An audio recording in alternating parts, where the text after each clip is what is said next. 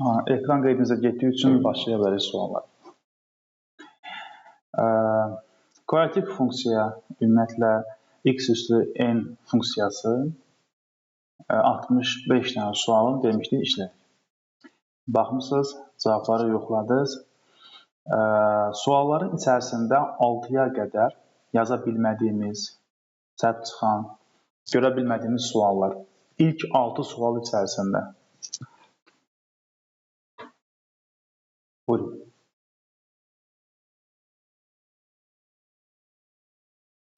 Müəllim, o birisi başlıqdan 69 qalmış deyə yuxarıda. Ona baxa bilərik.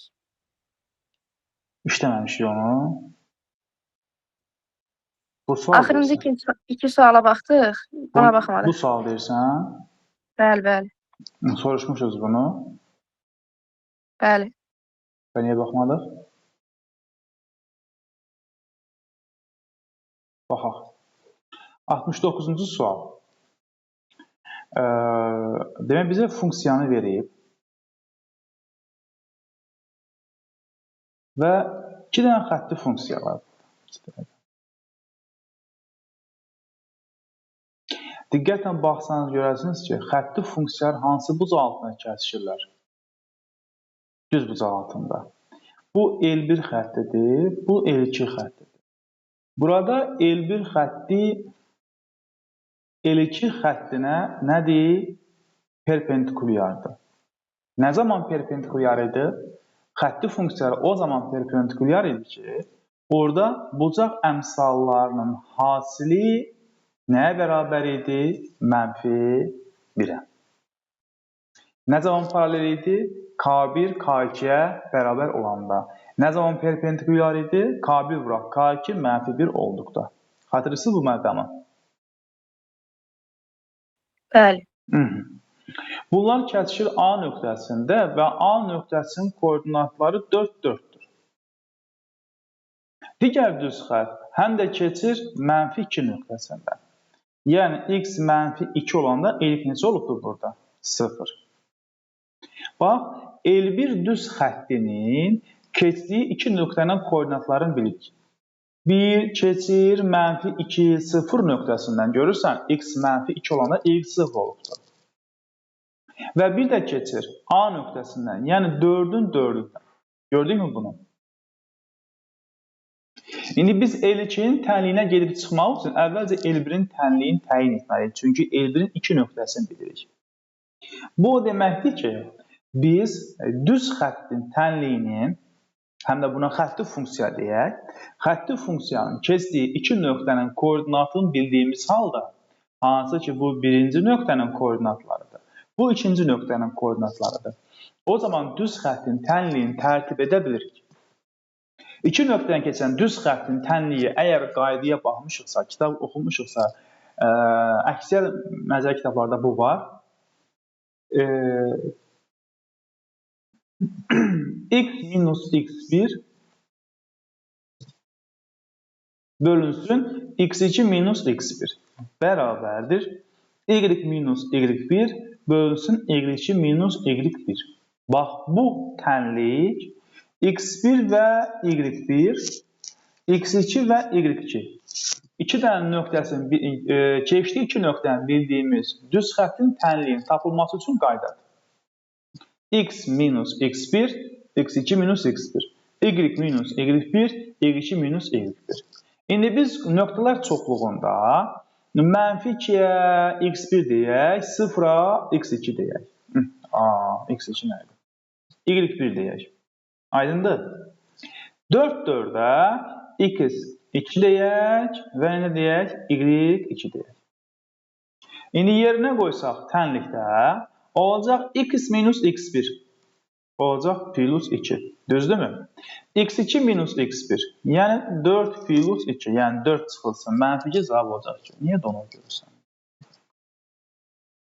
Bərabərdir. Y minus y1 yəni nə? 0 bölünsün y1 minus y2. Y2 minus y1 yəni 4 minus 0. Olacaq x plus 2 bölünsün 6 bərabərdir y bölünsün 4. Çarpaz vursaq 6y bərabərdir 4x plus 8. Aydın məsələ ki, y də bərabərdir 6-da 4x plus 6-da 8. Yəni, qısası y bərabərdir 3-də 2x plus 3-də 4. Yəni, belə yazacaq. Aydındır. Bu, Bəli. əslində buna ilk kaşı L1 deyirik. Çünki bizim tənliyimizi L-in ifadə edə yox. Adi bir funksiya Y-lə işarələmişik. Bu, birinci düz xəttin tənliyidir. Amma bizdən Y1-i, yəni L1-i yox. Hansını istəyibdir? L2-ni. İndi bu L1-i tapanda biz bir şeyi görürük. L1-də bucaq əmsalı neçədir? 3-də 2. Görürükmü? Müsbət 3-də 2. Digərdə mənfi 2-də 3 olmalıdır. Ay yaşa. Onda K2 mənfi 2-də 3 olmalıdır. Səbəb? Çünki K1 vurulsun. K2... Ay Allah ömrünü uzun eləsin. Oldu. Demək, L2-də olan düz xəttin tənliyinin bucaq əmsalı mənfi 2-də 3-dür. X plus B. Kx plus B'dir bizim tənliyimiz. Amma biz bunun B'sini bilmirik. Bizə tənliyi qur deyil. B'sini də tapmalıyıq. Bu dəfə B'ni hardan alacaq biz? Axı, bizim L2 tənliyimiz həm də bu nöqtədən keçir. Bu niyə donur? 4-4-dən. Düzdürmü? Bu o deməkdir ki, sən burada X-in yerinə 4 qoysan, L2-də 4 olacaq. Ya yox, bundan istifadə edib B'ni təyin edə bilərik. 4 bərabərdir. Mənfi 2-də 3 vurulsun. 4 plus B. Mənfi 6 mıydı deyəsən, eləmi? Mənfi 6 keçsə B də bərabər olacaq 10. 10 da ikinci tənliyimiz olacaq. Mənfi 2-də 3x plus 10. Aydın oldu mu, yoxsa necə? Bəli, bəli. Amma biz bunu istifadə elədik hazır qaydadan. Yəni, iki nöqtədən keçən düz xəttin tənliyi anlayışından. Düşünək ki, mən imtahandayım və bu düz xəttin tənliyini unutmuşam və ümumiyyətlə, indi şagirdlər bilənlər bilirlər, nə isə əzbərləməkdən mən qaçıram. O zaman nə edək? İkinci halına baxaq mı buna? Baxaq. Bəli. İkinci halından baxaq. Tamam. Deməli, bizim gözümüzün qarşısında, yəni yenə ifadəni, tənliyi, daha doğrusu funksiyanın hər bir şeyi görürük. İki dənə funksiyamız var. Biri L1-dir, biri L2-dir. Bu da K1x plus B1-dir. Bu nədir bəs? K2x plus nədir? B2-dir. Birinci nöqtənin keçdiyi iki dənə koordinatı bilirik. Biri mənfi 2, 0-dır, bayaq qeyd eləmişdik. Biri neçədir? 4 ilə 4. Onda biz birincidən K-nı təyin edib ikincini tapacağıq. Və biz də bilirik ki, K1 vurulsun, K2 mütləq neçə olmalıdır burada? Mənfi 1. Niyə? Bu düz xətlər bir-birinə perpendikulyar. Aydındır? Bəli. Aha. İndi iki nöqtədən keçir, iki nöqtəsini keçdik, iki nöqtəni bilirik, düz xəttin tənliyini qurmaq istəyirik. Bax, düz xəttin tənliyi, yeni düz xəttin tənliyi, yəni xəttli funksiya onsuz eyni şeydir. Kx plus b-dir. Bax, bu funksiya bir dəfə keçir mənfi 2, 0 nöqtəsində. Yəni, biz x-ə mənfi 2 qoyan x 0 olacaq. 0 bərabərdir, K1 vurulsun, mənfi 2 plus b1. Gördünüzmü nə etdik? X-ə mənfi 2 qoyanda x 0 olmalıdır. Qısası olacaq. Mənfi 2 K1 plus B1 bərabər nəyə? 0-a. Bir dəfə də x-ə 4 qoysaq, y 4 olacaq. Yəni, 4 bərabərdir. 4 vurulsun K1 plus B1. Burası da aydındır mı? Yəni 4 K1 plus B1 həm də nəyə bərabər olmalıdır? 4-ə. Alırıq sistemə. Yəni deyirəm, hər iki nöqtənin koordinatların həmi bu koordinatı, həmi bu koordinatı, aha bu funksiyanın içərisindədir, bu burada təyin olunubdur. Gətirib x-in və y-in yerinə qoyub bir dənə nə aldıq? sadə sistem tənliyi aldıq. İndi nə edə bilərik? Məsəl üçün, aşağıdan yuxarını çıxaq. 4K-dan 2K-nı çıxırıq. Qalır neçə? 6K, axı mənfi 2K çıxırıq. B1-dən B1 çıxırıq. B1-ə nə edir? Gedir. Hətta yəni bu qırağa qoy, item uşaqlarımızı sevmirlər. Gəlin, istəsiz yuxarı tənliyi mənfi 1-ə vuraq. Kənara düşdü. Yuxarıki tənliyi mənfi 1-ə vursaq, hər birini, olacaq 2K 1 minus B1 mənfi olacaq, bərabərdir 0. Aşağıdakı tənliyi olduğu kimi saxlayaq. Tərəf-tərəfə toplayaq mı? Toplasaq, 2K-la 4K olacaq 6K 1. Mənfi B1 ilə B1 islah olunar. Bərabər olacaq neçəyə? 4-ə. Onda tapdıq ki, K1 nəyə bərabərdir? 3-də 2-yə. Biz yenə də bəyəxlərim K1 neçə almışdıq? 3-də 2 almışdıq. Aydındır. İndi yenə də gətirib yerinə qoyacaq. Demək, funksiya beləymiş. 3-də 2 K1 plus B1. Bu nöqtə həm də hardan keçir dedik? 4, 4-dən. Yəni 4 qoyana 4 verməlidir sənə. Əslində şey yoxdur. Biz bunun K1-ini tapdıqmı? Biz L2-ni axtarıq. Nə edə bilir? L2 də bərabərdir. 3-də 2 K... Birincinin biz K1-ini tapdıq. Bəs görəkən K2 nə olmalıdır? Axı dedik ki, yuxarıda K1 vuraq K2 bizə nə verməlidir? Mənfi 1. Yəni 3-də 2 vurulsun K2 mənfi 1-dirsə, onda ikincinin bucaq əmsalı neçəymiş? Mənfi 2-də 3 imiş. Onda ikinci funksiya belədir. Mənfi 2-də 3 x plus neçə? B2. Və bu funksiya, yenə deyirik, hardan keçir? 4-ün 4-ündən. 4 bərabərdir.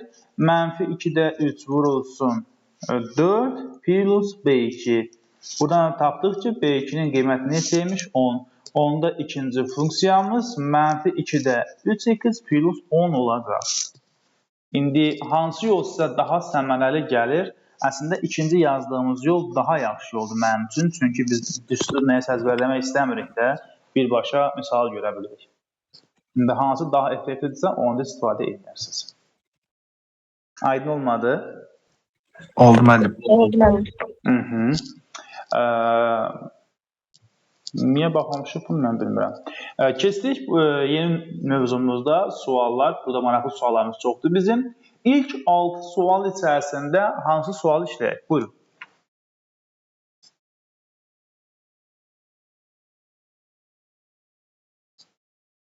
Yoxdur sualımız.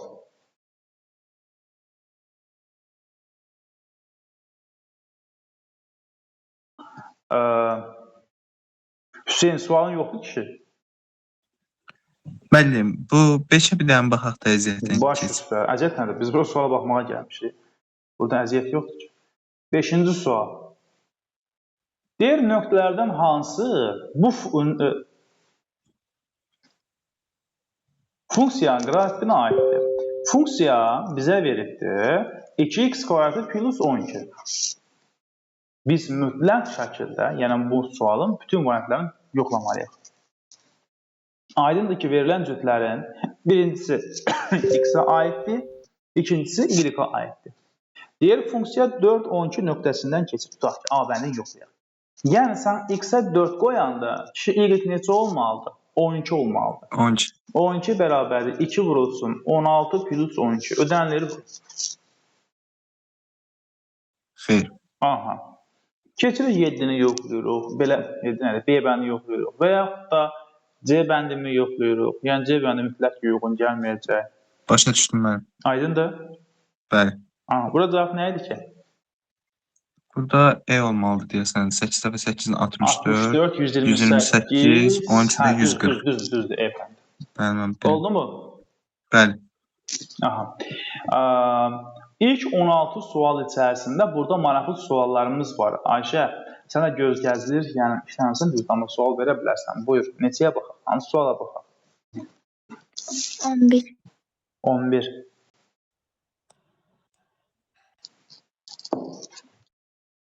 On birinci sual. Sual 11-də deməli y bərabərdir ax kvadratı minus bx plus 7. Funksiyası 3'ü deyir mənfi 3 bərabərdir 10 bərabərliyi ödənir. 3a plus b-ni təyin et. Sənə demək istəyir ki, sən burada x-in yerinə mənfi 3 qoysan, y neçə olacaq? 10 olacaq. Və y mənfi 3 10-a bərabərdir. Yəni x-ə mənfi 3 versən, y-in qiyməti 10 olacaq. O zaman yoxlayaq. 10 bərabərdir. 3-ün kvadratı neçə olacaq? 9a plus 3b plus 7. Biz sadəcə nə edirik burada? X-in yerinə mənfi 3'ü qoyduq. Bildin mi nə edirik Duyğu? Bəli. Aha. 9a plus 3b bərabərdir. 7-ni sola keçirsək, yəni bərabərin bir tərəfinə keçirsək, olacaq 10 çıxaq 7. Yəni neçə? 3. Hər bir tərəfin bərabərini 3-ə bölsək, 9a bölə 3 olacaq 3a plus b bərabərdir 1. Demək, verilən ifadə nəyə bərabərdir? 1-ə bərabərdir. Bizdən olsa 3a plus b-ni istəmişdir. Olur mu? Bəli. 16-ya qədər isə bəlindən xoşum gəlmədi. Sanki Başa düşdüm. tamam, biraz ürəksiz dedin sanki. 16-ya qədər sual. Arada sualımız qalmasın. Məsələn, 15-i işləmişsiniz. Baxaq müəllim 15 Bəli, oldu. müəllim. Nə olar mən sual verimində versəniz Hüseyn? 15 Yo mən buyurun mən. 15-ci sualda deyir M nöqtəsi, yəni 2 mənfi 5 nöqtəsi y bərabərdir x kvadratı minus ax minus 5 parabolasının üzərindədir. Yəni 2 mənfi 5 nöqtəsi bu funksiyada ödənilir. Demək istəyir ki, x-ə 2 qoysan, y mənfi 5 olacaq. Olursa, parabolanın təpə nöqtəsinin koordinatlarını, yəni nəyi tapın? x0-la y0-a. Aydın ki, burada parabolanın qolları yuxarı yönəlir. Nə yuxarı yönəlir Hüseyin? Deyə bilərsən? Çünki mən müsbətdir, müsbət 2 Yəni burada mənfidir, x müsbətdir. burada Hüseyin x kvadratının əmsalı olan 1-dir. Görürsənmi? Yoxdur, 1-dir. Və o da müsbətdir. Onda qollar nə edir? Yuxarı yönəlir. Yuxarı yönəlirsə bu ifadənin ən böyük qiyməti yoxdur. Sonsuza qədər nə edir? Böyür. Amma nəyi var? Ən kiçik qiyməti var. Bax, bu həmin nöqtə onun ən kiçik nöqtəsi, qiyməti aldığı nöqtə və onun qiymətidir. Və yəni x0 və y0-ın axtardıq. Amma biz funksiyanın x0 və y0-ını təyin etmək üçün əvvəlcə bunun əmsallarını tapmalıyıq. Əmsal tapmaq üçün nə edəyək? Deyir funksiya 2 mənfi 5-dən keçir. Yəni, sən x-in yerinə 2 versən, y mənfi 5 olacaq. A, bura. 2 minus 5. Aydındır? Bəli, mən. Düzmü yazdıq? Olacaq 4 minus 2a bərabərdir 5 keçər sol tərəfə, olacaq nə? 0. 2a bərabərdir 4, a bərabərdir 2. Yəni funksiya y bərabərdir x kvadratında minus 2x minus 5 şəklində imiş. Oldu mu? İndi biz bunun bir x0-ını tapaq. X0-ın düsturu nə idi bizim üçün? Mənfi b bölü 2. Mənfi b bölü 2. A, yaşa. B-imiz aydın məsələdir ki, mənfi 2-dir, olacaq 2, 2 vurulsun 1, olacaq 1. Y0-ın düsturunu kim deyər? Məsələn, mən deməmişəm sizə, çünki mən düsturunu istifadə eləmirəm. Düsturu yox da, x-in qiymətini yerinə qoyub hesablamırıq. 4ac minus b kvadratı bölünsün 4a. Hə, o da var. Əslində budur. M düsturu budur, hə, bildim. A, yaşa, M və M məsələ var daxil. Amma mən yenə də həmişəkim düsturdan qaçıram. Mən onun mənfi 4D böl A yazmaq olar. Mənfi D böl 4A daha doğrusu.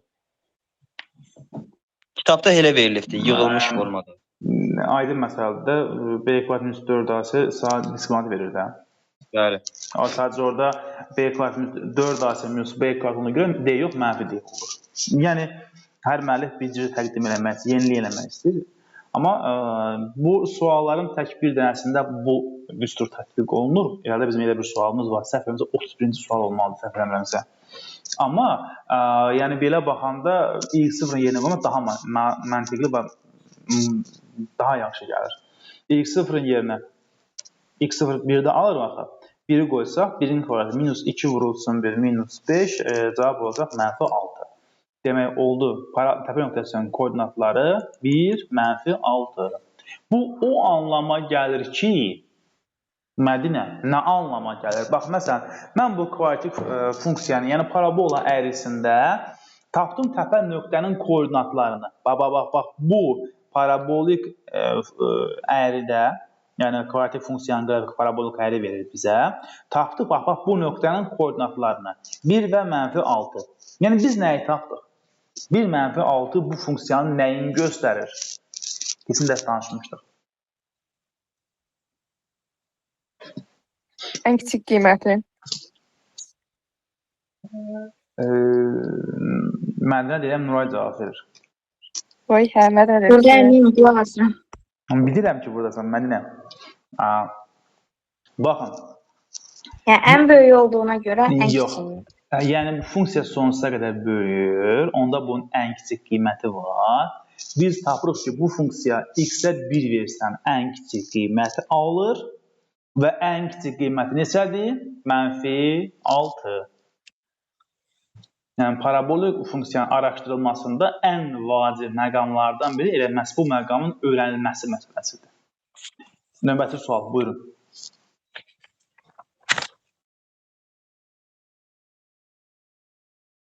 Yəqin birisi bizim sabaha öz vaxtımızda dərsimiz var indi, bugün əlavə edirik işləyək.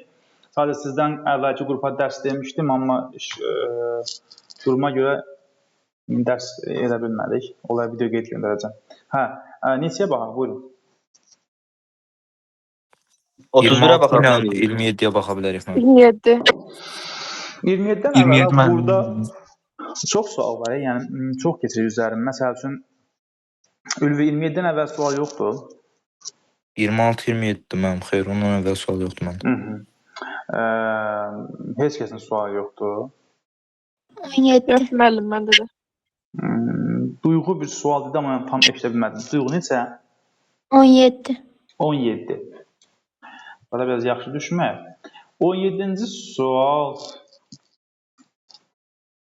nə deyir bizə? Y bərabərdir x kvadratı plus bx plus c funksiyasının qrafiki absis oxuna mənfi 1, 0. Yəni, x oxunu A nöqtəsində mənfi 1, 0 da, y oxunu isə C nöqtəsində 0, mənfi 4-də kəsir.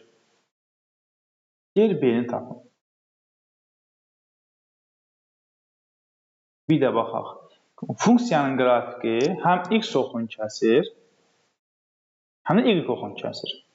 Elədir? X oxunu kəsir mənfi 1, 0-dan. Yəni, sən bu ifadədə x-in yerinə mənfi 1 qoysan, y necə olacaq?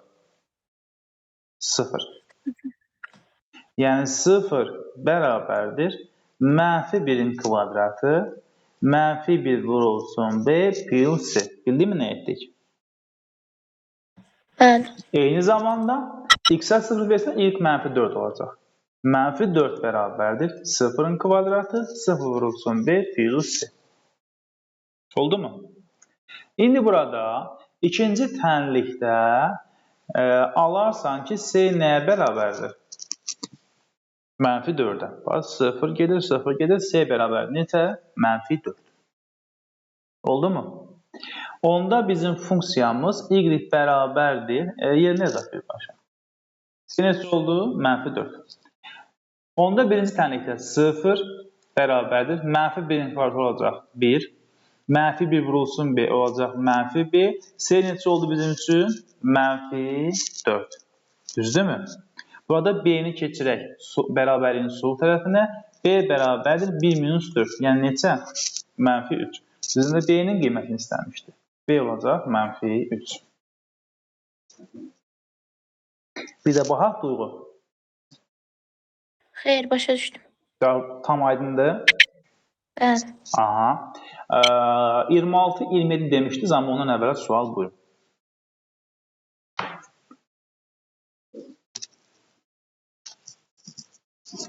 Yox, 26-ya baxaq. Baxaq mən. Aha. 26-cı sualda baxsan bizə funksiyanı verib. Bu bir paraboladır, eləmi? Bax, parabolanın təpə nöqtəsinin bir dənə sual verim. Bax, hal-hazırda mən burada qrafik planşetdə markeri aparmışam təpə nöqtəsinin üzərinə. Siz orada sarı görürsünüz, yoxsa həmin hərəkət etmişsən, yoxsa elə...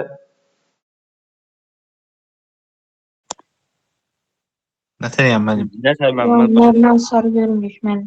Hə, sarı görmüşsünüz. Hə, mən də burada baxın, tamam. Video qeydiyyatda sarı göstərir. Əslində ev yox, funksiyanın gəlməcədir. Çünki qələmin işarə etdiyim hissəni rahat görə bilərsiniz deyə soruşdum bu hissəni. Ev yox. Yəni dəfə onu funksiyasını dəyişməyə çalışaram. Bax, bizdə parabolanın təpə nöqtəsini görürsünüz. Veribdir koordinatın. Bunun x0-nın, y0-nın koordinatını bizə verib. x0 neçədir? -2. Bəs y0 neçədir? Müsbət 1. Gördünüzmü? -2, müsbət 1.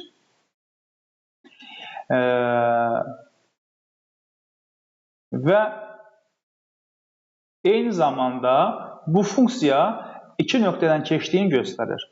Y bərabərdir ax kvadratı plus bx plus c. Bizim üçün bir kvadratik funksiyadır mı? Bu funksiyanın keçdiyi iki nöqtənin koordinatını bilirik. Biri keçir x -2, y1. Görürsünüz? X -2, y1. Bəs yaxşı. Digər hansı nöqtədir? Siz deyə bilərsinizmi?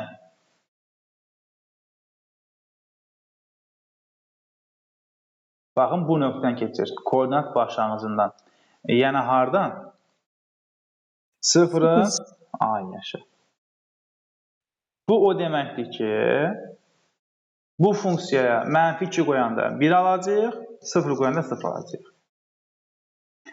Bu halına gedə bilərik. Yəni, iki nöqtəni bilirik. Yuxarıda elə duyğunun sualı ki var da, görürsünüz. Baba, emin həmin sual. İki nöqtəni keçdi, biz funksiyanı gəlib təyin edə bilirik. Ya da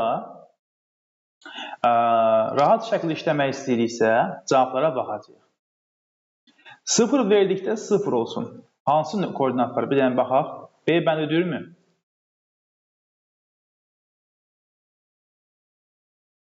Yox. Aha. D ödürmü? Xeyr. Yox. Aha. Y ödürmü? Xeyr. Yox. Aha. C ödürmü? Xeyr. Yox. Bəs A bəndi? Bəli. Hə, budur. 0 qoysaq, 0 qədər 2 olacaq 2. 2-nin kvadratı olacaq 4. 4 bıraq -4-də 1, -1, plus 1 olacaq 0. Oldu? İndi gəlin baxaq. Görək bunda təpə nöqtəsi və həm də bir dəqiqə mən sabah mənim sinifimi VC edir uşaqlar.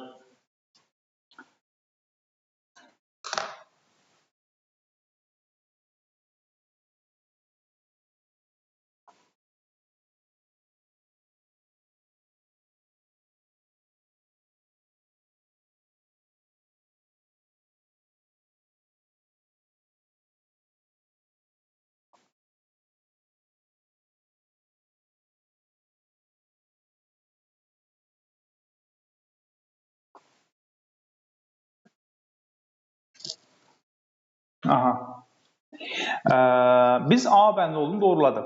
Amma eyni zamanda görək biz bunun təpə nöqtəsini görə bilirikmi? Axı təpə nöqtəsi -2, 1-dən keçir. Bu deməkdir ki, sən funksiyaya -2 qoysan 1 eləyəcək. Yəni eyni zamanda baxacaq həqiqətən bu da ödənilir.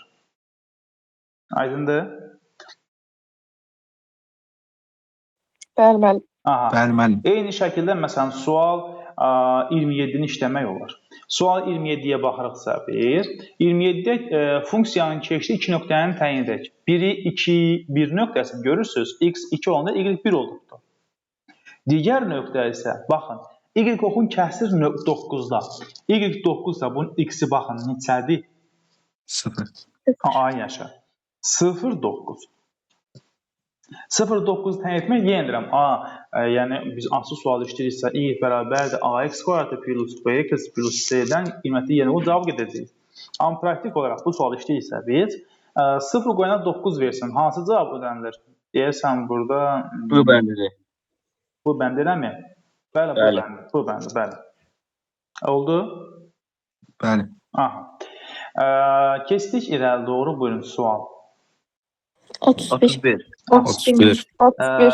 Mən sizin 30-cu sualınıza baxmayacağam. Mən baxacağım burada 29-30 tipli suallara.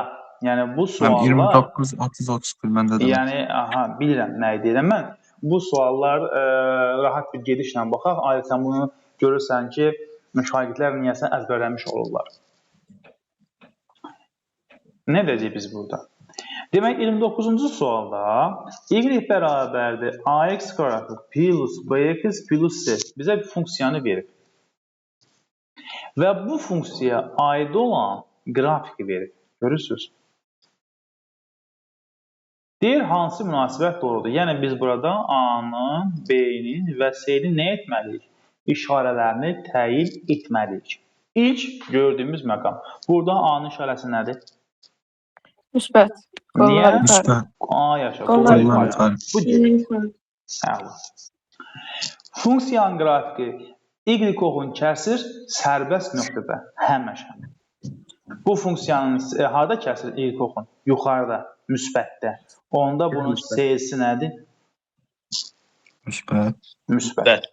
İstənilən, məsəl üçün, bax, bura yazıram. Y bərabərdir x kvadratı plus 5x minus 7. Avtomatik deyərsən ki, bu y-oxun harada kəsir? Mənfi 7. Mənfi 7-də. Aydındır? Yəni, Bəli. nə üçün? Çünki sən orada x-i 0 qoysan, mənfi 7 qalacaq. Yəni, x0, y mənfi 7. O demək ki, x-oxun y-oxun mənfi 7-də kəsir. Bu C-ni kəsir, y-oxun kəsir yuxarıda. Bunun C-si müsbətdir. Bir dənə qaldı B-ni təyin etmək. Mən B-miz də müsbətdir. Niyə? Hardan bildik? X1 ilə X2 çünki fərqli rüblərdə yerləşir də.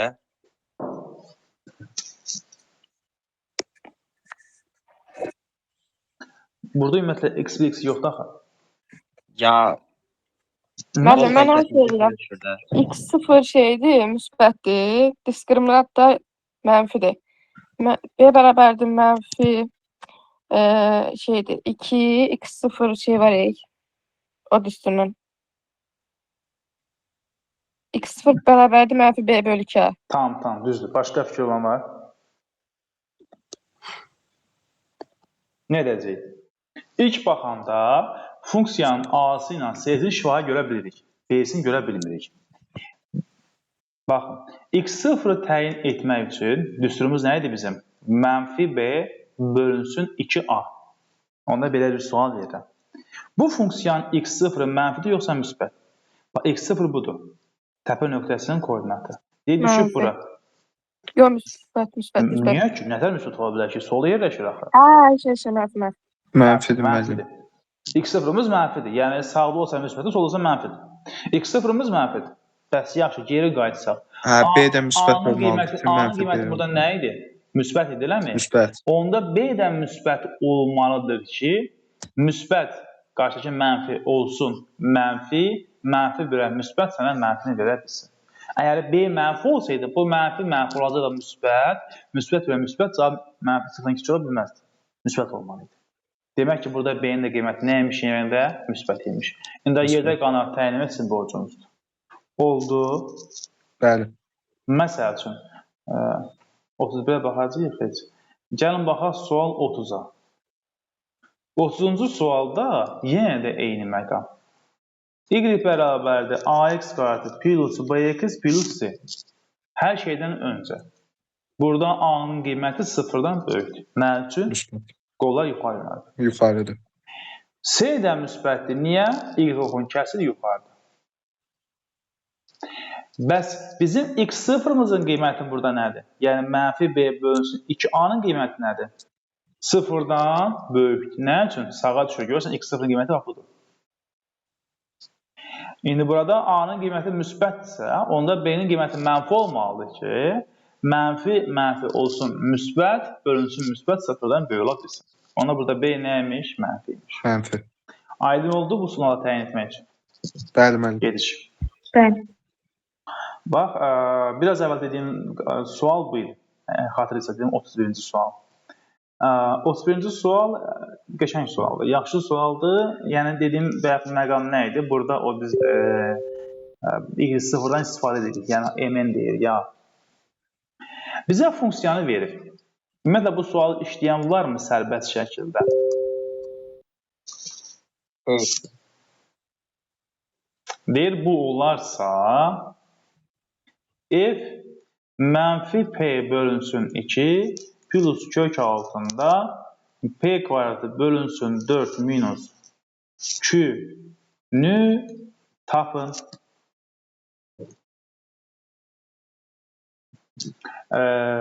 Duyğu, bu suala bir gediş verməmsən ki? Xeyr, yazmamışım. Yazan var mı hər hansı bir? Kimsə yazıb mı? Ülbüsən.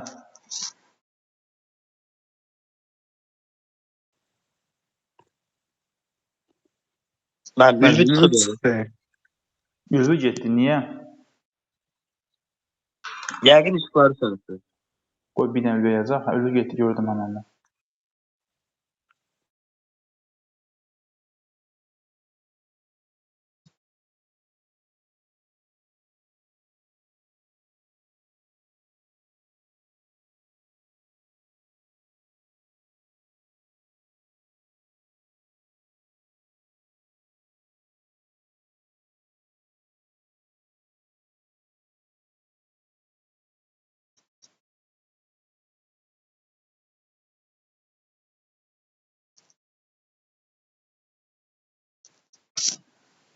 Hər halda dərsin video qeydin. Amma Ülbünün interneti var. Qoşuldu müəllim. Hə, Geldim müəllim, internet hə. işıq Hə, seçmişdi. tamam. Elə biz də təxmin elədik.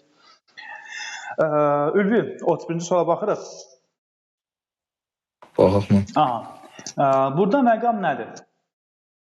Deyir, fx funksiyası bu olarsa, f bu verilən tapıcıdır. Bu sualın mahiyyətini dərk etmək üçün gəlin biz bir dənə sadə sual yazaq. Dönənlərim deyəsən mənfi 5-lə baxmışdır. Məsələn, bir funksiya verirəm. Fx bərabərdir. X kvadratı minus 2x minus 15. Belə bir funksiya verilir. Sənə deyir ki, f mənfi 3-ü tap. Bu mənfi 3 bilirsən nədir? Gəl bu verilmiş funksiyanın x kvadratı minus 2x minus 15-i sıfıra çevirən qiymətləri tapaq. Tapmaq üçün əvvəlcə biz bu ifadənin nəyini tapacağıq? Diskriminantı. Diskriminantı. Mənfi 3, 5. Yox, 3 mənfi 5. Bax, mənfi b, eləmi? Plus götürək, minusu götürməyək. Plus kök altında nə? B kvadratı minus 4ac bölünsün.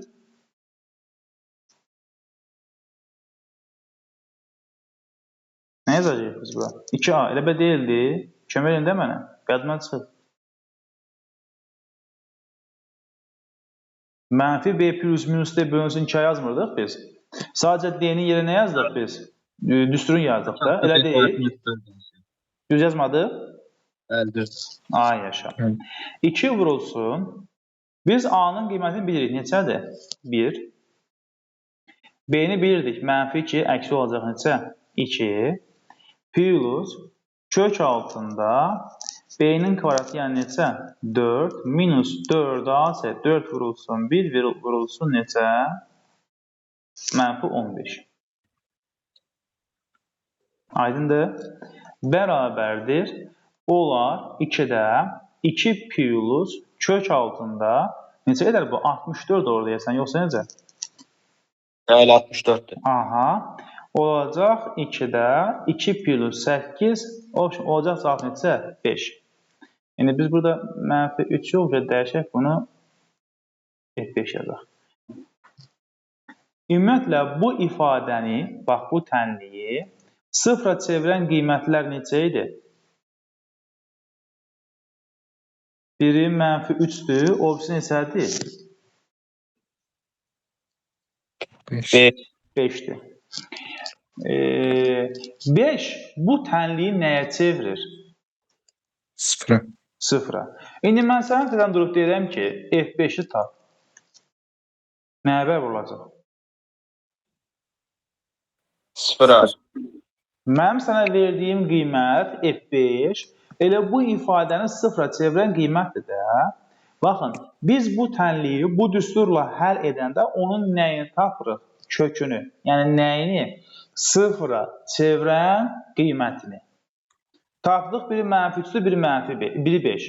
Onda belə çıxır ki, mən sənə desəm ki, F -3-ü və yaxud da F5-i tap. Qardaş, bunlar bu nəyə çevirəcəkdir? Sıfır. Çünki bu tənliyin kökləridir. Yəni nə idi? Sıfıra çevirən qiymətləridir. Elə bil sənə deyirəm ki, tənliyin kökünü gətir onun yerinə qoy. Kvadrat tənliyin kökü onu nəyə çevirir onsuz da? Sıfıra çevirir də. Sən kvadrat tənliyin köklərini, yəni -3-ü və yaxud da 5-i gətirib yerinə qoysan, əlbəttə cavabını nə alacaqsan? Sıfır alacaqsan. Olarmı? İndi sənə deyibdir ki, funksiya, bir dənə baxın tamamlanacaq fikrimiz. X kvadratı plus px plus q şəklindədirsə, f mənfi p bölünsün 2 kök altında, p kvadratı bölünsün 4 minus q-nü tap. Görürsünüz? Biz bu ifadənin nə olduğunu bilmirik. Əvvəl ifadəni sadələşdirməyə çalışaq. F mənfi p bölünsün 2 plus kök altında ortaq məxrəc 4-dür. Olacaq p kvadratı minus neçə?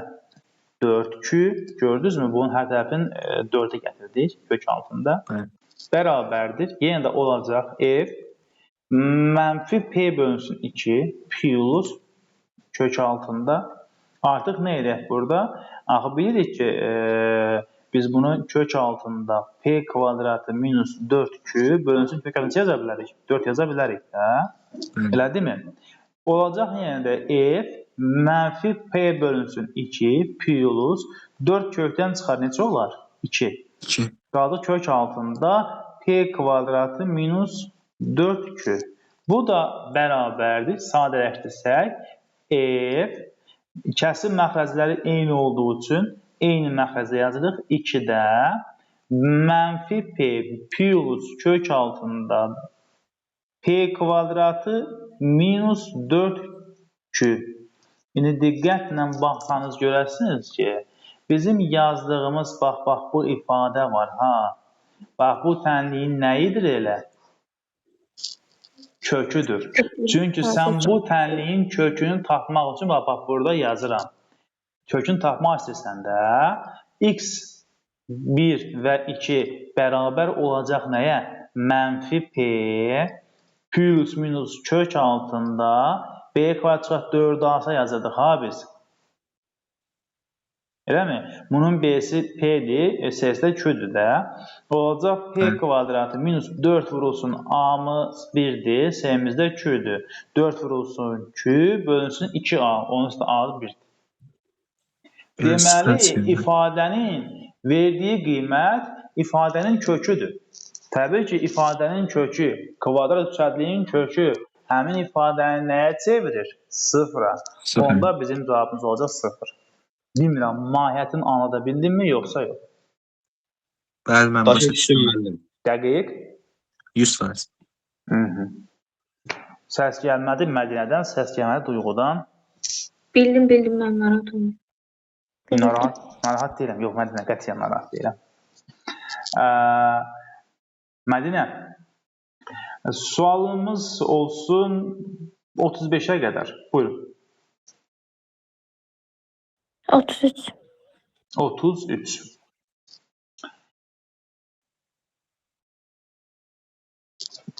Qoymayacaq bax.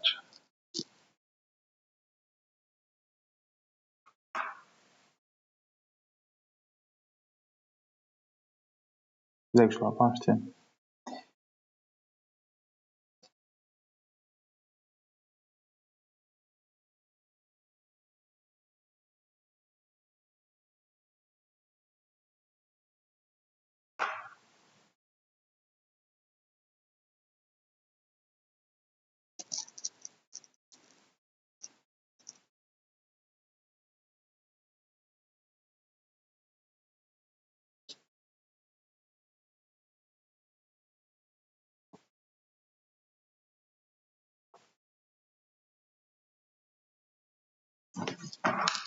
Aha.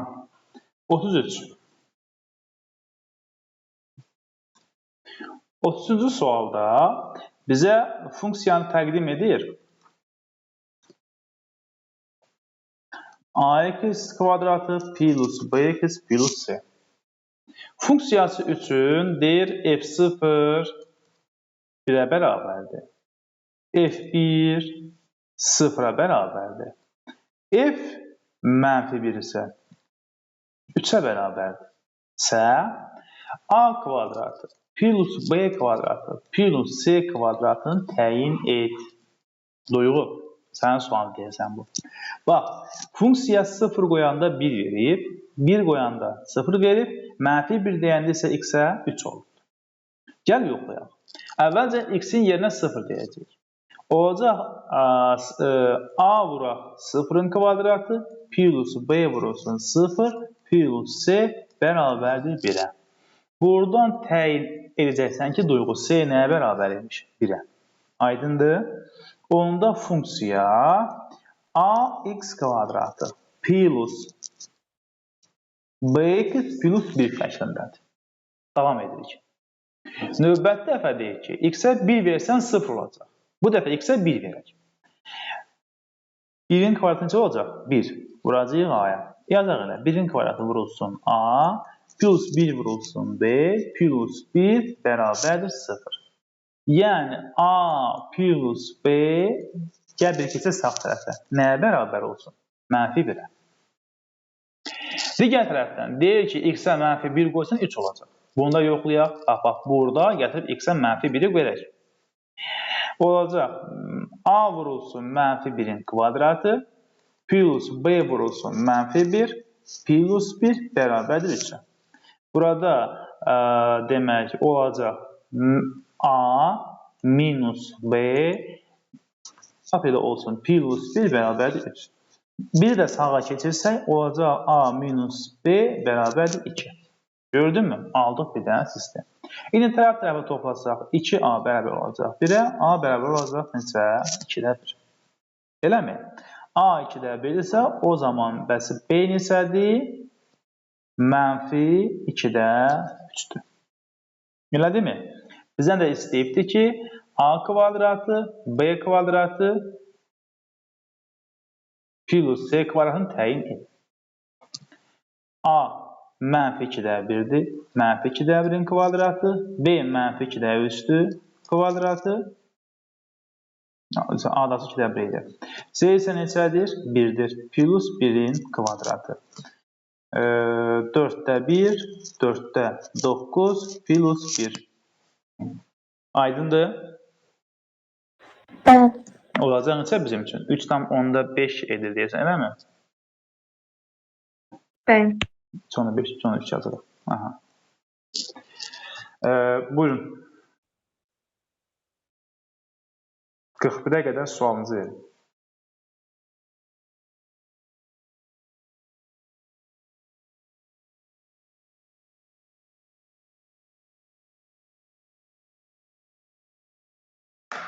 Eşidirəm, buyurun.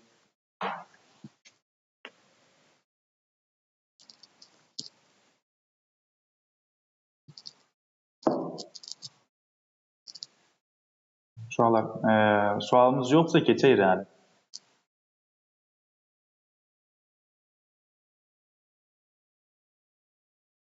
Qırx 7-yə qədər sual. 44 müəllim. 44-dən əvvəl sual yoxdur ki. Yoxdur. 44.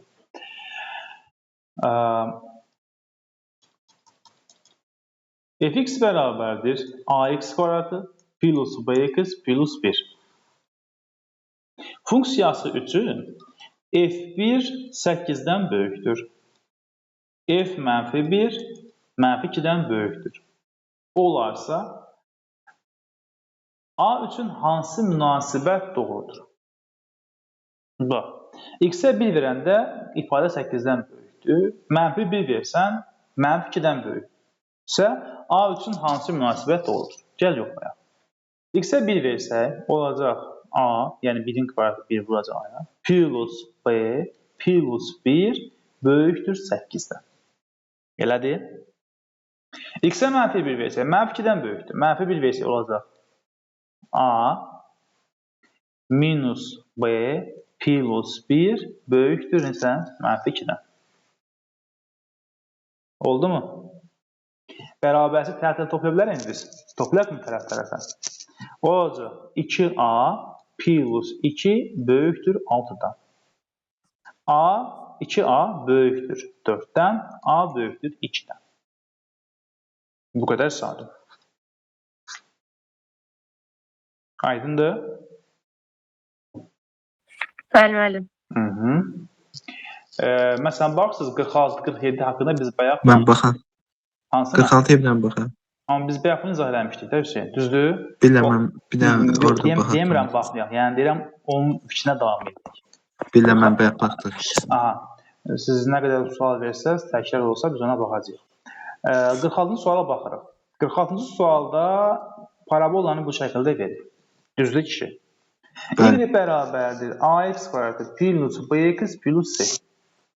A-nı, B-ni, C-ni təyin edək, sonra ifadəyə baxarıq. İlk öncə A nədir? Sıfırdan böyük. A yaşa. Y oxun kəsir mənfidə. C-si nədir? Mənfi. Yox, mənfi deyib sual vermə. Yəni, cavabında sual olmasın. Mənfidir. Sadəcə mənfidir. Yəni, C nöqtəsi ilk oxun kəsən nöqtədir. İlk oxun kəsir mənfidə. Bunun C-sini də qardaş mənfidir də. Bəli, mən. Aha. X0'ımız nədir bəs bizim? Mənfi B bölünsün 2A. Elə değil mi? Bəli. Bəs bunun X0 hara düşür? Bura. Görürsənmi? Bunun X0'nın qiyməti mənfidir. Elədir? Bəli. A müsbət idisə, onda B nə deyəndə müsbət olmalı ki, cavab bu dənədir. Bəli, mən. İndi baxacaq cavablara görək. Məsələn üçün, tutaq ki, C bəndinə baxırıq, A vuraq C müsbət. Yalan. D bəndinə baxırıq, B bölünsün C müsbət. Bu da yanlış fikirdir. E bəndinə baxırıq, A bölünsün B mənfi. Bu da yanlış fikirdir. Axı, müsbət və müsbət mənfi ola bilməz. Qalırıq A və bunun arasında. Elə değil mi? Bəli, mən. A bəndinə baxsaq, yazıb A vuraq B, müsbət vuraq müsbət. Təbii ki, nə olacaq? Müsbət. Çıxılsın C, yəni nə? Mənfi. Elə değil mi? Müsbət vuraq müsbət nə olacaq bizim üçün? Müsbət. Mənfi mənfi olacaq yenə də. Müsbət. Təbii ki, cavab sıfırdan böyükdür. Bəli. A bəndi. Oldu mu? Bəli. 52'ye qədər sual. Buyurun. 52. 52'dən qabaq sual mütləq ki var. 52'dən əvvəl sualımız var mı bizim?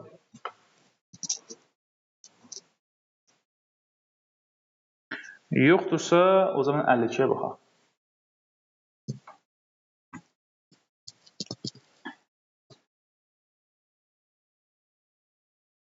Y bərabərdir.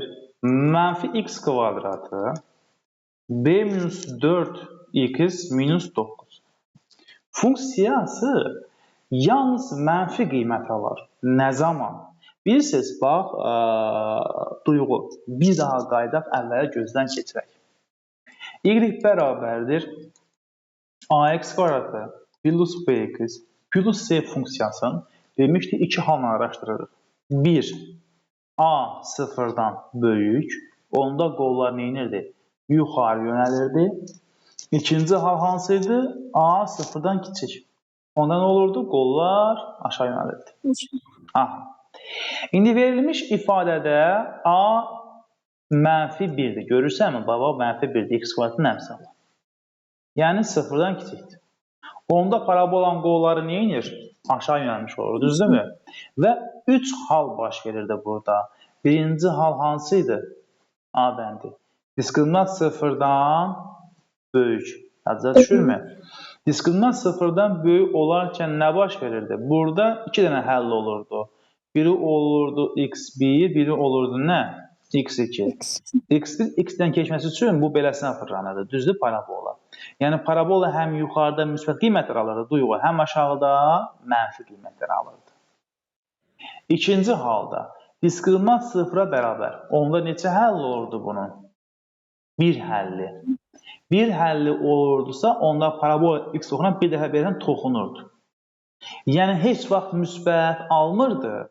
Bir dəfə nə alırdı? 0, qalan vaxtı alırdı mənfi qiymətlər. Gördünmü? Amma bunu həməşə mənfi də deyə bilməzsin. Çünki bir dəfə nə alır? 0. Axı 0 mənfi deyil. Bəs üçüncü hal hansıydı? Diskriminant 0-dan kiçik. Onda bunun həqiqi həlli olmurdu. Xatırlayırsan bunu? Həqiqi həlli olmurdusa, onda parabolanın qolları aşağı yönəlirdi. Onda bu həməşə mənfi qiymətlər alırdı. Görürsən? Həməşə nə cür qiymətlər alırdı? Mənfi. Aydın olmadı, nə demək istədik biz sənə? Oldu. Aha, bir də qaydaq. Əgər parabolanın qolları aşağı yönəlirsə, 1. Diskriminant 0-dan böyükdürsə, bunun 2 həlli var. Bu aydın məsələdir. 2 nöqtədən keçməsi üçün bu parabolanın əksi həm müsbət qiymət almalıdır, həm mənfi qiymət almalıdır. İkinci hal, diskriminant 0-a bərabərdir. Onda bunun bir həlli olurdu. Bir həlli olması o demək ki, x oxuna belə toxunurdu. Yəni, bu funksiya həməşə mənfi alırdı. Bir dəfə alırdı 0. Yəni, həmişə mənfi demək olmazdı buna. Amma üçüncü halda diskriminant 0-dırsa, bunun ümumiyyətlə həqiqi həlli olmurdu.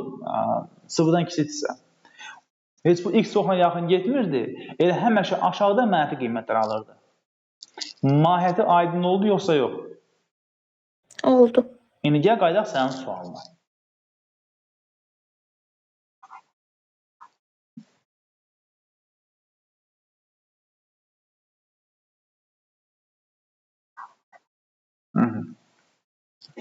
Sənin sualında ifadəni verir. Deyir, yalnız mənfi qiymətlər alsın. Zaten səndə A mənfidir. Demək, diskriminantlara nə olmalıymış? Mənfi olmalıymış ki, həməşə, bax, üçüncü şərt ödənsin. Həməşə mənfi alsın. Aydındır, nə demək istəyirəm? Bəli. Onda bu ifadənin diskriminantı, bax, bizə bütün B-ni verir. Yəni, B-4-ün kvadratı, minus 4 A-C. A mənfi 1-dir, C-dən mənfi 9. Eləmi? 0-dan kiçik olmalıdır. Sadələşsə olacaq B kvadratı minus 8B plus 16 plus 4. 4 nə idi? Minus neçə? 36. Kiçik nədən? 0-dan. Aydın olmadı? B kvadratı minus 8B minus 20 kiçikdir 0. Bu bərabərsi həll edəcəyik. Yəni, bərabərsi haqqında yəqin ki, anlayışımız var bizim. Bərabərsi həll etmək üçün tapırıq ifadəni 0-a çevirən qiymətləri. İfadəni 0-a çevirən qiymətlərin x1-i mənfi 2-dir, x2 isə 10-dur. Niyə? Cəmi mənfi 8 verir, hasil mənfi 20 verir. Mənfi 2 və 10. İntervalda işarələri təyin etsək, ondan böyük qiymətləri qoysaq, bərabərsi olacaq müsbət, mənfi, müsbət. Bizə mənfilər lazımdır. Cavab olacaq mənfi 2-dən 10-a qədər. Demək ki, burada B-nin mənfi 2-dən 10-a qədər qiymətlərini verəndə bu ifadənin diskriminantı mənfi olacaqdır. Yəni, ifadə yerləşəcək 3-cü şərtdə aşağıda. Yəni, həməşə mənfi qiymətlər alacaq. Digər şagirdlərə də aydın oldu mu? Yəni, bu əslində kritik məqamlardan biridir. Çox önəmli sualdır.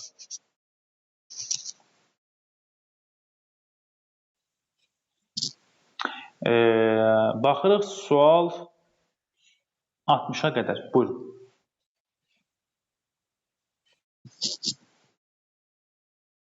Mənim 59-60 var elə. Nə var? 59-60. 59-dan əvvəl sual varmı? 53.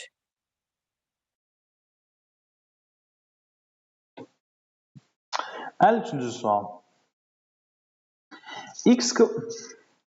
X kvadratı plus bx plus c kiçikdir 0 bərabərsinin həllər çoxluğu mənfi 2 və 4 olarsa, gəlin qayda ondan əvvəlki suala baxaq.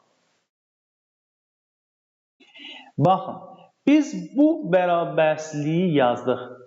Görürsünüzmü?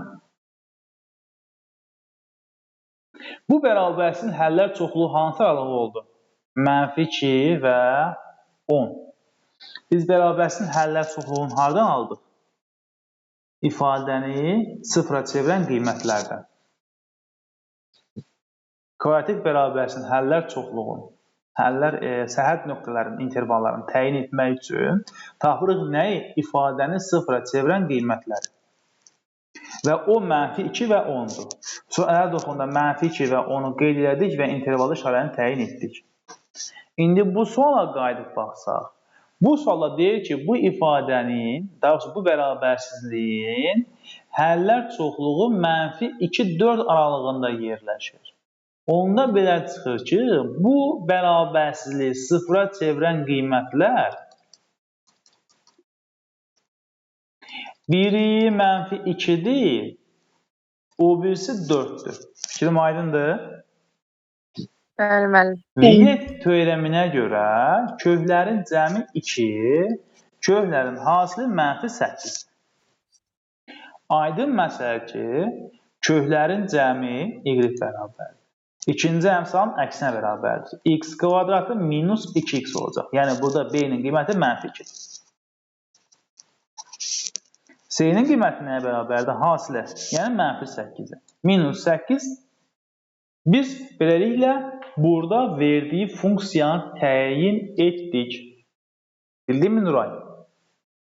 Bəli, müəllim. Dəqiq. Bəli, bəli. İndi bizə deyir ki, təpə nöqtənin koordinatlarını tap. Yəni, x0-dan y0-a. x0-ı təyin etmək üçün biz nə edirdik? -b bölünsün 2a. Yəni, 2 bölünsün, 2 vurulsun, 1 olacaq 1. y0 təyin etmək üçün nə edəcək? Yerinə qoyacaq. 1 minus 2 minus 8 cavab olacaq -9. Olacaq 1 -9. Yəni, doğru cavab olacaq D bəndi. 53-cü sual. Maraqlı sualdır bu sual. Çox maraqlı sual. 50-ci eşitmişdik bayaq. 57 yəni demişdik özü deyəsən. 58, 59. 59. 59 və 60. Lohman sual demiş. Lohman, 59-a baxaq.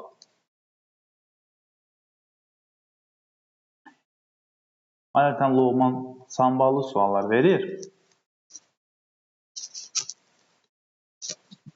Əslində elə əksəriyyətiniz maşallah yaxşı suallar verirsiniz. Yəni primitiv suallar vermirsiniz. O deməkdir ki, inşallah ki, işləmişik. Maraqlı suallarda sıxıntımız var. Funksiyanı bu şəkildə təqdim elədik. Görürsünüz, dağıcı verir. Deyir, x-in istənilən həqiqi qiymətində, daha sonra m-in hansı qiymətlərində funksiya hər zaman müsbət olar. Baxın, biz bir daha kvadratik funksiyanı təqdim edirik. ax kvadratı bx plus c. A müsbətdirsə, qollar neyinir? Yuxarı yönəlir. Və diskriminant da mənfidirsə, onda bunun həqiqi həlli olmur. Və beləsinə qalır yuxarıda. Danışmışdıq bayaqlarım, diskriminant müsbətdirsə 2 həlli var, yəni həm aşağıdan gedir, həm mənfi alır, həm müsbət alır. Diskriminant sıfırdırsa bir dəfə sıfır qalan vaxt müsbət alır. Ümumiyyətlə, diskriminant mənfidirsə, bu yuxarıda qiymət alır, həmişə müsbət alır. Lohman, bildin mi nə demək istəyirəm, yoxsa necə? Bəli, müəllim. Bəlkə sualın əksidir. Oradan mənfi soruşur, bu müsbət soruşur. Yəni, bu müsbət qiymət almaq üçün qola yuxarı yönəlməlidir. Hər şeydən qabaq A müsbət olmalıdır. Bu bir. İkinci, həmişə müsbət olması üçün bu x oxundan yuxarıda yerləşməlidir. X oxundan yuxarıda yerləşməsi üçün bunun diskriminantı mənfi olmalıdır. Yəni, həlli olmamalıdır. X-ə yaxın gəlməməlidir. Olarmı? Onda bir dəfə deyəcək ki, bu ifadənin də A-sı budur. Görürsən? Yəni, m plus 2 sıfırdan böyük olmalıdır. Yəni, m böyük olmalıdır -2-dən. Bu bir. İkinci, diskriminant mənfi olmalıdır. Bu şərt ödənməlidir. Diskriminantı təyin etsək, D bərabərdir. Bizim burada B-nin əvəzinə m plus 2-dir. M plus 2-nin kvadratı. Minus 4AC, yəni 4 vurulsun m plus 2, C də əvəzinə m minus 2. Bu da sıfırdan kiçik olmalıdır. Sadələşdirsək, m kvadratı plus 4m plus 4 minus, burada m kvadratı minus 4 olar. Olar 4m kvadratı plus 8, 16 eləyəsən, eləmi? İkisi 0.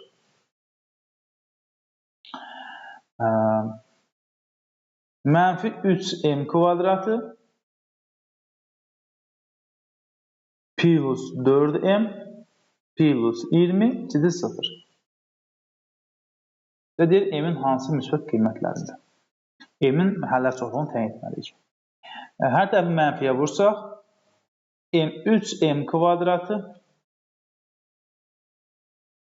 minus 4m minus 20 böyükdür 0.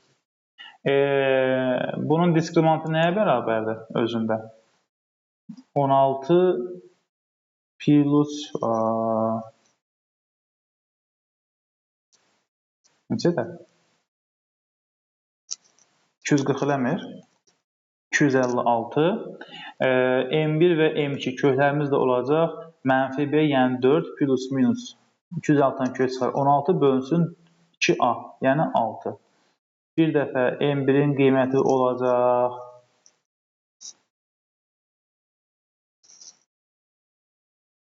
20 bölək 6. Yəni 3-də 10. Bir dəfə olacaq mənfi 12 bölək 6. Yəni mənfi 2. Əgər oxunda kökləri qeyd etsək, biri mənfi 2-dir, biri 3'də 1, yəni 3'də 10. Bizim axı son bərabərsizliyimiz budur. Biz bu bərabərsizliyin həllərini araşdırırıq. Bu bərabərsizliyi.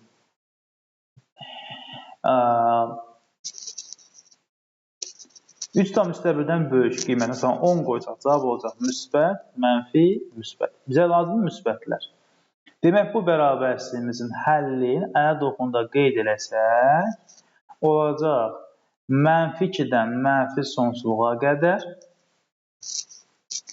3,1-dən təxminən bura, müsbət sonsuzluğa qədər.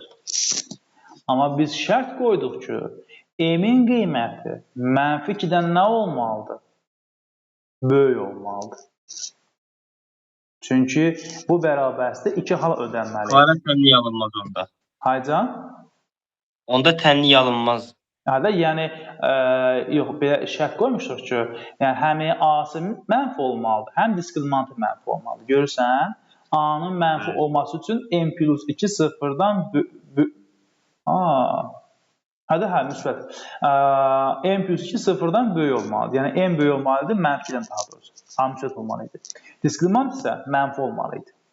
A-nın müsbət olması üçün m plus 2 sıfırdan böyük olmalıdır. Yəni, m böyük olmalıdır, mənfidən müsbət sonsuzluğa qədər.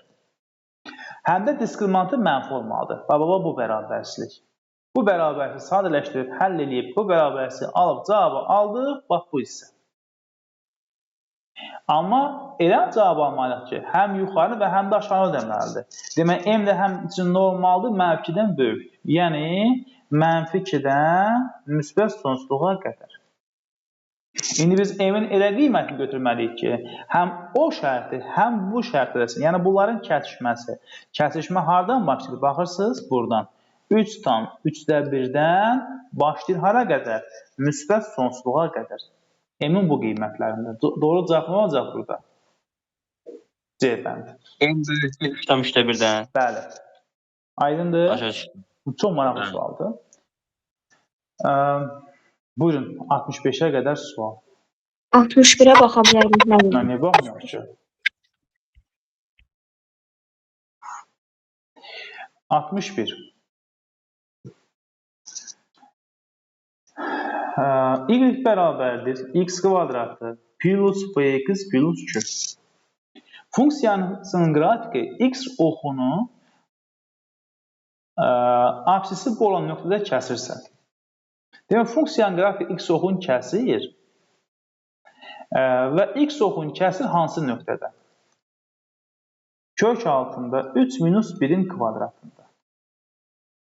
Onda həmin yerdə bunun y nəyə bərabərdir?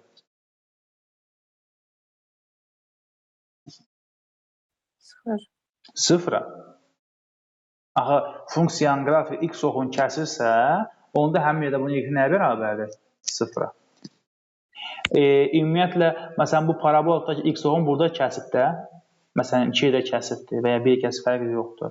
Həmin nöqtə onun y nəyə bərabərdir? 0-a. Yəni, parabolanın x oğun kəsdiyi nöqtə həmin ifadəni 0-a çevirən qiymətlərdir. Yəni, x kvadratı plus px plus 2 bərabər 0 deyib həll eləsə, bunun x-inin qiyməti budur. Bax, bu.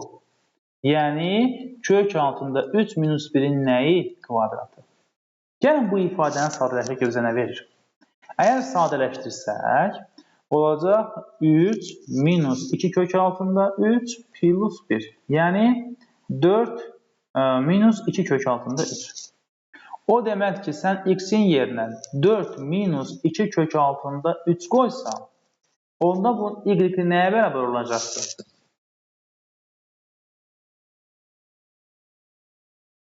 0. 0. İndi buyurun. Gələcək işlək. Və bizə deyir ki, P plus 2-nü tapışan.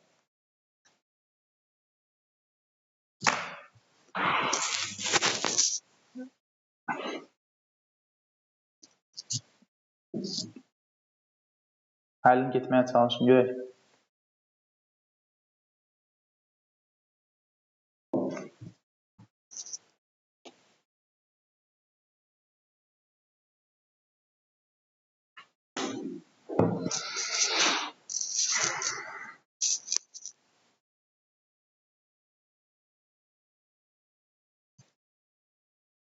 Sualda çox incə bir dənə şərt var. Daha sonra sualın şərtində çox incə bir məqam var. O məqam... rasional əmsalda deyirik, biz bunu qoşmasına vurmalıyıq. Allah ömrünü uzun eləsin. Bax, o bir dənə cümlə bu sualın həlli idi. Bax, bu cümlə var. Rasional əmsallı. Bilirsən, bu nə deməkdir? Nə deməkdir bu? Yəni kök ola bilməz də, irrasional da ola bilməz Yox, orada. elə deyil. Bax, bu funksiyanın qrafiki, məsələn, x oxun kəsib 2 yerdə. Tutaq ki, bir burada, bir də burada. Düzdür? Biz bunun köklərinin birini görürük. Nəyə görürük? x1-i. Eləmi? Bəli. Məsəl üçün, bu deməli x1-dir, müsbət. Onda bunun bir də x2-dir. Eləmi? Bəli. x1 ilə x2-nin cəmi sənə mənfi p-ni verir. x1 ilə x2-nin hasılı sənə q-nü verir. Və bunların cəmi və hasili rasionaldır. Bilirsən, bunlar bir-birinin nəyidir? Nəyidir? Qoşmaz. Ay Allah ömrünüzü eləsin. Qoşmaz. Onda x1 olursa, bunun x2-nin qiyməti 4 plus 2 kök altında 3-dür. Bu da bunun x2-si olsun. Əksinə x-də müsbət imiş. Sualı daha dəqiq olmaq üçün əslində belə cəmək lazım idi. Yox, cəmində istəyir. Köklərin ikisi də müsbətdir. Bax, məsəl üçün budur. Bu bunun x1-idir. Bu da bunun nə idi? x2-sidir. Onda biz x1 ilə x2-nin cəmini tapaq. Toplayarkən, siz bir qeyd edeyim, gözünü seçsin. Bax, bizim bu x1-imizdir. Bu x2-imizdir. İndi biz x1 ilə x2-nin toplasaq, 4 ilə 4 olacaq 8. 2 hatta 3-dən mənfi 4 islah olacaq. Oldu mu? Bəs x1 ilə x2-nin hasilini tapsaq nə edəcək? Bunlar bir-birini bilirsiniz də qoşmasıdır. Kvadratlar fərqini verir, yəqin bilirsiniz. Olacaq 16 minus 12. 4 eləmirmi deyəsən? 4 edir. Onda burada köklərin cəmi 8-dirsə, p-nin qiyməti mənfi 8-dir. Köklərinin cəmi 4-dürsə, necə? O da mənfi 4 eləmir. Hə, cavabı deyirsən? Bəli. Aha. Köklərin hasili isə, yəni s isə 4-dür. Bizim də bunların cəmini istəyək. Cəmi olacaq mənfi 4. Aydın oldu. Qəşəng sualdır bu. Çox qəşəng sualdır. Və bütün sualın həlli buradakı bu ifadədən asılıdır. Yəni görürsən cavabı görə bilmirsən. Oldu. Bəli müəllim. 65-ə qədər deyin, sualınız qalmasın. Burada yekunlaşdıraq. Çox yorğunam. Buyurun.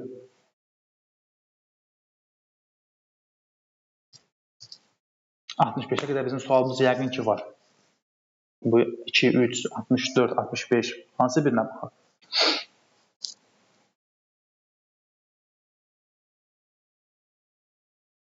Yoxdur sualımız.